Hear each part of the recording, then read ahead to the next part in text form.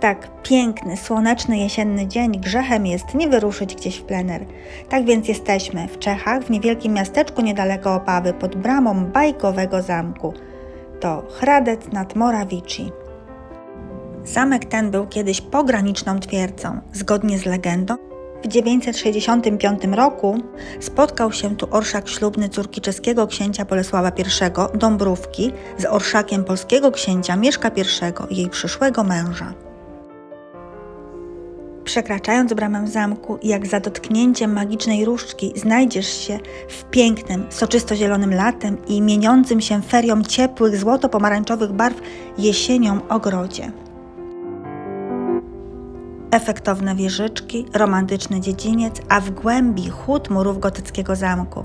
Ta bajkowa sceneria sprawia, że można się tu zapomnieć. Czas płynie wolniej. Widok na panoramę całej okolicy w zamkowej wieży jest jak wisienka na torcie. Zamek oczywiście można zwiedzać. Trasy zwiedzania prowadzą przez luksusowe wyposażone salony reprezentacyjne oraz wygodne apartamenty dla gości. W zamku jest także biblioteka z ponad 15 000 woluminów oraz kaplica zamkowa. W galerii zamkowej można podziwiać pierwotne zbiory obrazów. Nie brak również samodzielnej ekspozycji historycznej. Zamek Hradec nad Morawicí jako jedyny w powiecie opawskim posiada pierwotne umeblowanie.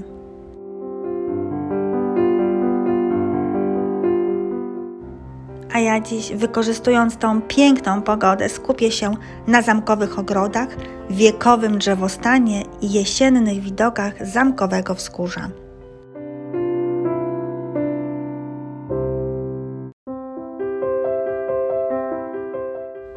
Chodźcie ze mną na cudny jesienny spacer. Serdecznie zapraszam.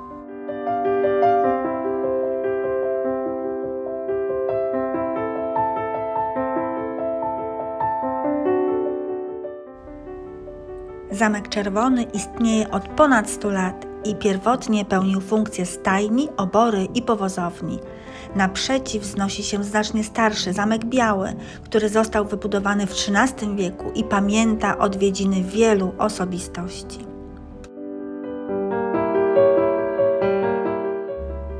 Lichnowscy właściciele zamku, wykształceni i zdolni arystokraci, utrzymywali przyjacielskie kontakty z Mozartem, Picassem, Paganinim czy Beethovenem.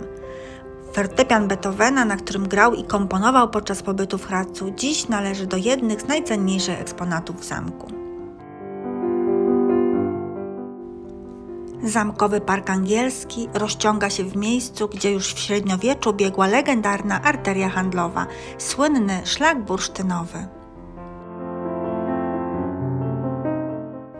Podobno w VIII wieku w miejscu dzisiejszego zamku stało grodzisko, a podczas wojny 30-letniej wojska duńskie rozpoczęły tu produkcję fałszywych monet, które wybijano w skałach starego browaru. Hradec nad Morawicí przez stulecia był centrum Śląska Opawskiego, pięknego regionu na północy Moraw w pobliżu granicy z Polską. Samo miasteczko z przepięknym zamkiem, otoczone wspaniałą przyrodą, było miejscem, w którym toczyły się historie życiowe wielu światowych osobistości. Ludwik van Beethoven skomponował w tym zamku Apassionatę, a gdy poproszono go o jej zaprezentowanie przed francuskimi oficerami, pokłócił się ze swym mecenasem, księciem Karlem Lichnowskim i uciekł do Opawy. Z kolei Karl Lichnowski był uczniem Wolfganga Amadeusza Mozarta. W zamku wystawiono nawet klawesyn artysty sprowadzony aż z Wiednia. Bywał tu także Franciszek Liszt, dla którego ówczesny pan zamku Felix Lichnowski zakupił specjalnie za rekordową jak na ówczesne czasy sumę 600 talarów mahoniowe pianino. Sam car rosyjski Aleksander I odwiedził posiadłość, aby zobaczyć założoną przez panów okolicy hodowlę owiec rasy Merynos. Dziś dzieł tych wszystkich wybitnych muzyków możesz posłuchać spacerując po parku.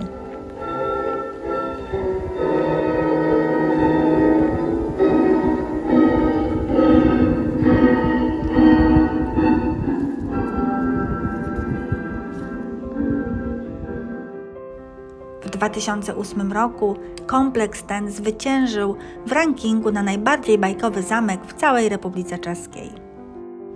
I coś w tym jest, bo tu jest naprawdę magicznie.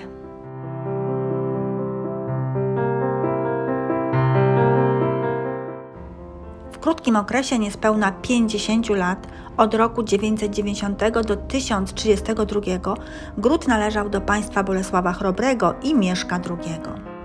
W późniejszym czasie wraz ze swoimi okolicami stanowił przedmiot zatargów polsko-czeskich. Jego przynależność do państwa czeskiego utrwaliła się w XII wieku po zawarciu pokoju kłodzkiego. W drugiej połowie XIII wieku czeski król Przemysław II Ottokar w miejscu dotychczasowego grodu postawił gotycki zamek. Na przełomie XVI i XVII wieku zamek został przebudowany w stylu renesansowym. Po pożarze w 1796 roku dokonano przebudowy zamku w pałac, a w jego okolicy założono park w stylu angielskim.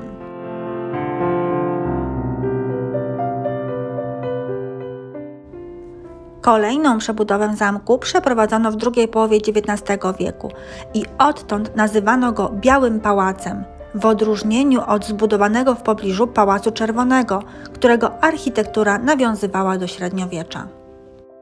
Hradec za sprawą swych właścicieli stał się ważnym ośrodkiem kultury muzycznej. Do dziś organizowany jest tu konkurs Hradec Beethovena. A popiersie kompozytora stoi na wzgórzu w zamkowych ogrodach.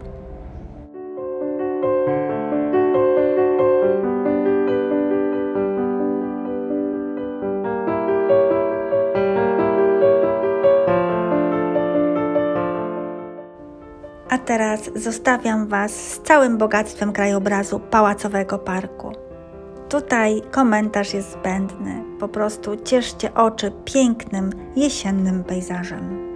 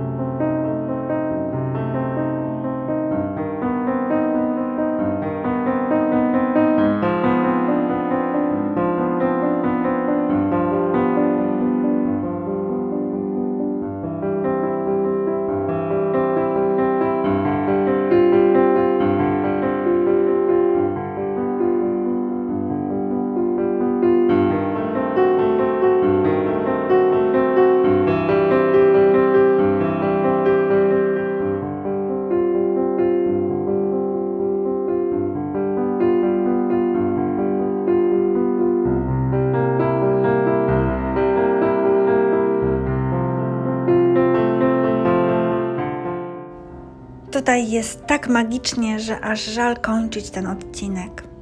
Jeśli tak jak ja lubisz złotą jesień, piękne widoki i stare zamki, to zapraszam również na odcinki z Pałacu Kraware i Zamku Raduń.